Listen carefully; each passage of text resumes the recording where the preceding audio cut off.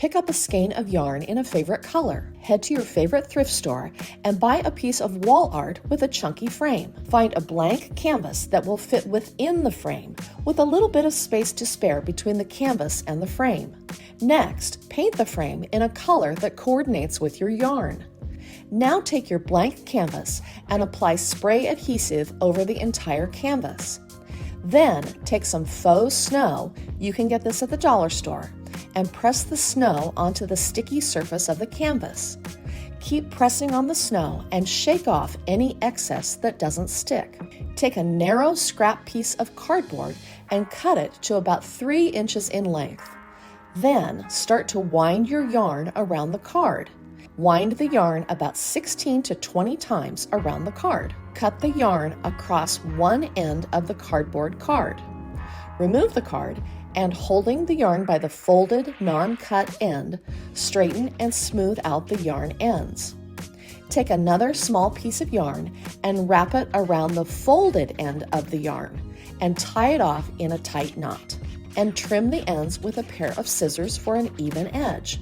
You just made a tassel. Using this same method, make multiple tassels. Next, brush some white paint just along the inside edge of your thrifted art piece to give it a clean, fresh edge. Once that dries, apply a line of hot glue around the perimeter on the back of your snow-covered canvas. Then, press this glued edge of the frame into the thrifted frame. Take a single cinnamon stick and glue it vertically on the bottom center of the canvas.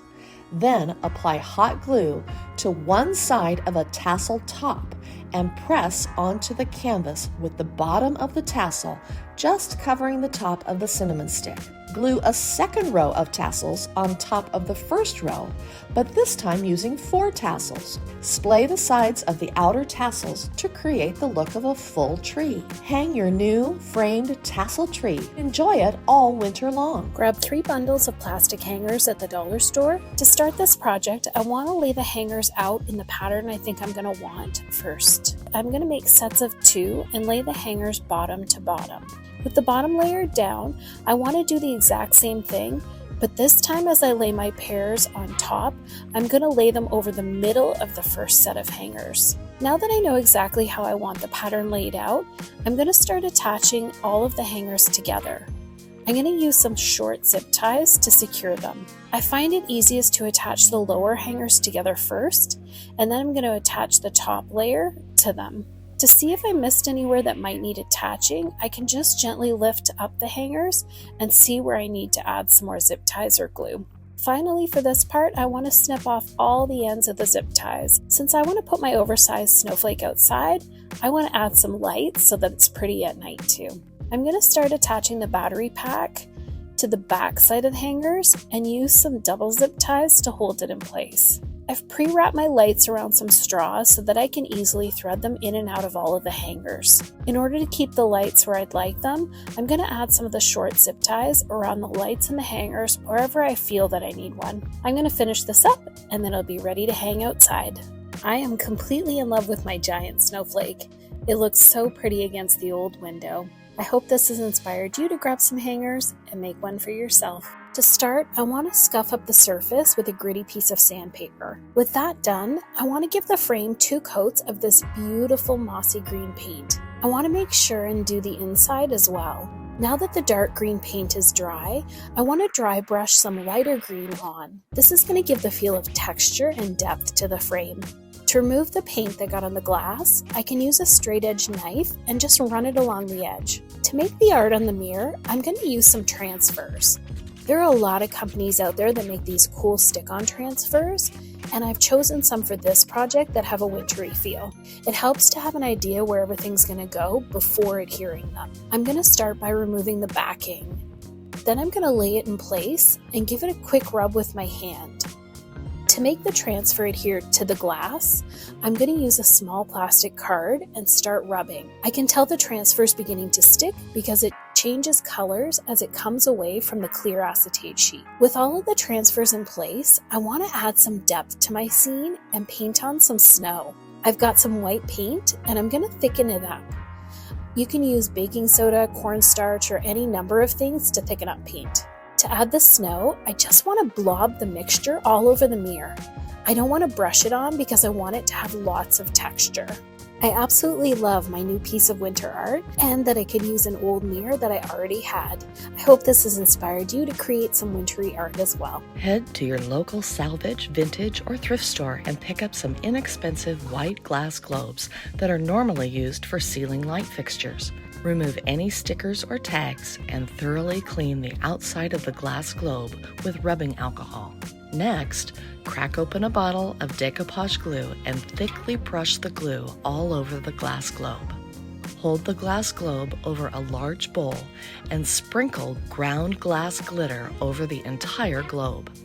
Glass glitter can be found at craft stores as well as online. By doing this over a large bowl, you will be able to catch the excess and make less of a mess.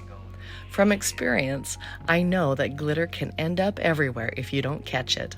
Now, gently press and pat the glass glitter onto the decoupaged globe and then shake off the excess into the bowl. If you're planning to use this outdoors, you will want to spray the globe with a clear spray adhesive. This will help your project withstand outdoor elements. For a final touch, take a string of twinkle lights and stuff them inside the glass globe. These can be battery-operated or regular string lights, whichever works for you. You can display these indoors to create a beautiful and frosty winter decor display. Or, whether you have snow outdoors or not, you can display outdoors to welcome guests and give your home a sparkling, wintry vibe. I hope this inspired you to turn everyday glass light globes into sparkling, snow-kissed snowballs for your winter decor. This project starts with a 1x6 by 8 foot long. Let's get started. We're going to take our first mark at 24 inches. Our next one's going to be at 20, and then our last mark is going to be at 16. We're going to cut each of these marks to give us 3 different lengths of board. First thing we're going to do is find the middle of each board. Go ahead and take a pencil and just mark it down the center. Now it's time to start outlining that Christmas tree. Now, some of you might go a little nuts on this because this Christmas tree is going to be a little bit different. I went with like a Dr. Seuss look. The next thing we're going to do is take a skill saw and cut out along the lines. I know in kindergarten we learned to cut and paint within the lines, but here at Hometalk we get a little rebellious. So if you're outside the lines a little bit, don't worry about it. After you get it cut out, the next step is to sand it so you can get off those pencil marks. Now it's time to bring it inside and we're going to go ahead and paint it. I'm going to do white on the first side here. Now you can use any kind of acrylic paint or a stain, but I wanted to give it some paint just because I wanted to do it with one coat. Now got to be careful, we don't want it to go onto the unpainted edge yet. Once I got that dry and I turn it over, I'm going to paint the other side green. I'll show you why later. We're going to get this all painted up and then we got to turn our attention to the base. This thing is 20 inches wide. And we're going to go ahead and stain it with our favorite color. You can paint it also, but I like to give it a stain, and dark walnut is my favorite. Besides, I had some sitting out in the garage, so it just came in handy. Once I get it all stained up and ready to go, the next step we're going to do is drill through it because we got to attach our trees to the base. So we're going to drill a simple hole in the back, simple hole right inside the center of the tree, and we're going to start with a little screw. And that's going to go right up there, but not all the way. Take some hot glue next, put it on the base, and we're going to put it right there in the center of the tree. Once that hot glue starts to set up, just go ahead and place that screw and hold it down. Next step is to grab some simple fairy lights.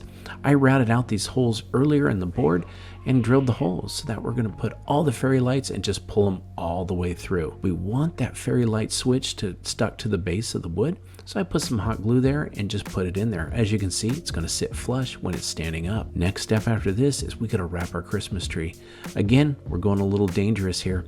We're not going to go straight across, but we're going to go up and at it with angles. Now, these fairy lights are really long, so watch this. Instead of going straight across, like I said, go at an angle all the way to the top, and when you get to the end, just use a little bit of hot glue to hold it in place. Now it's time to light it up. As you can see, on one side we got it white, and it's so simple because all you got to do is flip it around. And then what that does is that gives you something different to look at. Changes up the decor. I hope this inspired you to build your own 3 trees Christmas decor.